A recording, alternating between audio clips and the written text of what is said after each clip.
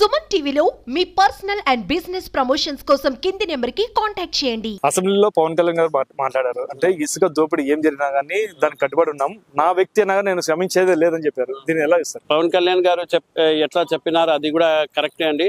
ఎందుకంటే ఎక్కడన్నా గానీ దీని మీద సీఎం గారు కూడా క్లియర్ ఇన్స్ట్రక్షన్స్ చేసినారు. ఎంత పెద్దోళ్ళు గానీ దీని మీద కఠినంగా మనం శిక్షించాలి. ఎందుకంటే ఇల్లీగల్ యాక్టివిటీస్ ఈ ప్రభుత్వం అయితే ఎక్కడ జరగనియరు, ఎవరు ఎంకరేజ్ కూడా చేయరండి. అంటే మీ ప్రాంతంలో ఇసుక కొరత ఎలాగ ఉంది, అప్పుడు ఎలా ఉంది, ఇప్పుడు ఎలా ఉండబోతుంది, ఇప్పుడు ఏమైనా మార్పులు వచ్చాయి? అంటే ఇప్పుడు మనకు ముందు అయితే మొత్తం 5 years వాళ్ళే దోచుకు తినేశారు. ఇప్పుడైతే అట్లా ఏం లేదు. ఖచ్చితంగా దీనికి అంతా ఎవరంటే మన ఆర్డీఓ గారు కానీ ఎస్పీ గారు కానీ క్లియర్ ఇన్స్ట్రక్షన్ ఉంది. ఏదన్నా ఇల్లీగల్ యాక్టివిటీస్ చేస్తే స్ట్రిక్ట్ యాక్షన్ తీసుకోమని చెప్తున్నామండి. సాక్షాత్తు అసెంబ్లీలోనే పవన్ కళ్యాణ్ గారు చెప్పారు, నా సొంతం ఎవరన్నా కానీ, నా బంధువు కానీ ఎవరైనా ఉపేక్షించేదే లేదంటారు. దీన్ని ఎలా చూస్తారు? కరెక్టే అండి. పవన్ కళ్యాణ్ గారు ఏం చెప్పారో అది కరెక్టే. ఇంకొకటి వాళ్ళ వర్డ్స్ ని మేము ఖచ్చితంగా ఇది తీసుకుంటాము. ఎందుకంటే ఆయన ఎట్లా చెప్పిందో ఖచ్చితంగా మా పార్టీ కూడా అట్లనే ఇది చేస్తారు. ప్రభుత్వము ఉచిత ఇసుక ఇస్తా అన్నప్పుడు తన అనే భేదం లేకుండా ఎవరు తప్పు చేసినా కూడా కఠినంగా శిక్షిస్తాము. మన వాళ్ళు ఎవరు దాంట్లో ఇన్వాల్వ్ కావద్దని చంద్రబాబు నాయుడు గారు, పవన్ కళ్యాణ్ గారు ఈరోజు అసెంబ్లీలో ప్రకటించడం చాలా సంతోషకరమైన విషయం. ఎందుకంటే ప్రజలకు ఉచితంగా ఇసుక ఇస్తా అన్నప్పుడు దాంట్లో గోల్మాల్ చేయడం అది పద్ధతి కాదు. కాబట్టి ఎవరే కానీ అది మంచి నిర్ణయమే అని మేము భావిస్తున్నాం. అంటే గతంలో ఇసుక పాలసీ ఎలాగ ఉంది, ఇప్పుడు కొత్తగా ఇసుక పాలసీ ఏముంది? గతంలో చూసినారు కదా, ఇసుక వల్ల ఎంత మంది చాలా ఇబ్బంది పడినారు. గౌండాల విషయంలో అయితేనేమి, కార్పెంటర్లు ఒకదానికి ఒకటి లింకుతో సర్వనాశనం చేసినాడు జగన్మోహన్ రెడ్డి. ఇసుకను బ్యాన్ చేసి ఆ ఇసుక లేకుండా కొన్ని వేల కుటుంబాలు రోడ్డు మీద పడినాయి. వాళ్ళకందరూ ఈరోజు సంతోషం వ్యక్తం చేస్తున్నారు. ఎందుకంటే ఉచిత ఇసుక ఇస్తే దానికి సిమెంట్, కడ్డీ అన్ని వ్యాపారాలు జరుగుతాయి. ఎలక్ట్రీషియన్, కార్పెంటరు, ప్లంబరు అన్ని వర్కులు కూడా బాగా వేగంగా జరుగుతాయి. కాబట్టి ఇసుక చాలా ముఖ్యమైన విషయం ఇసుక గురించి.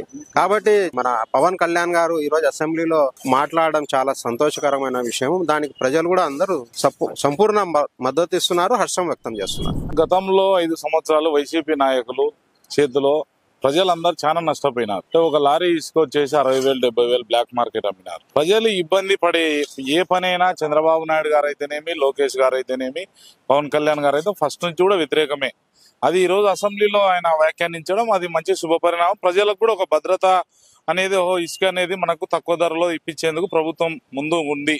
ప్రజలు దళారుల మధ్యలో చితికిపోకుండా డైరెక్ట్ ఎవరైతే ప్రజలకు ఇసుక కావాలనో వాళ్ళు తక్కువ ధరతో ఇసుకను తీసుకొని పోయే విధంగా ఏర్పాటు చేయాలని చెప్పి పవన్ కళ్యాణ్ గారు అసెంబ్లీలో మాట్లాడడం జరిగింది. దీంట్లో ఎటువంటి కూటమికి సంబంధించిన నాయకులు ఎవరు ఇన్వాల్వ్మెంట్ ఉన్నాయి వాళ్ళ మీద చట్టపరమైన నిర్ణయాలు తీసుకుంటామని చెప్పి వాళ్ళు ఇవ్వడం అనేది చాలా ఈరోజు హర్షించదగ్గ విషయం. గత ప్రభుత్వంలో చూసుకుంటే మీరు వైసీపీ ప్రభుత్వంలో మీరు చూసుకుంటే ఇసుక మాఫియా ఏ విధంగా అయితే రాష్ట్రంలో ఒక ట్రాక్టర్ ఇసుక దొరకాలంటే మనకు దాదాపుగా 10,000 12,000 రూపాయలు పలికేది.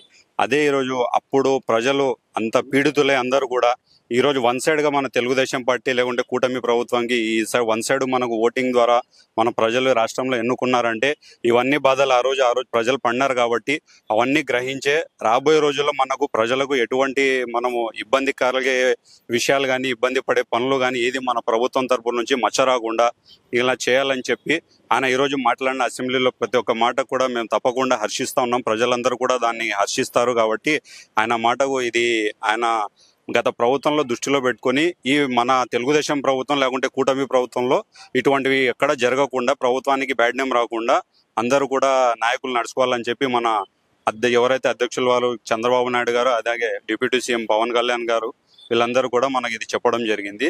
ఇది అందరూ హర్షించదగ్గ విషయమే అని చెప్పి మేము భావిస్తా ఉన్నాం.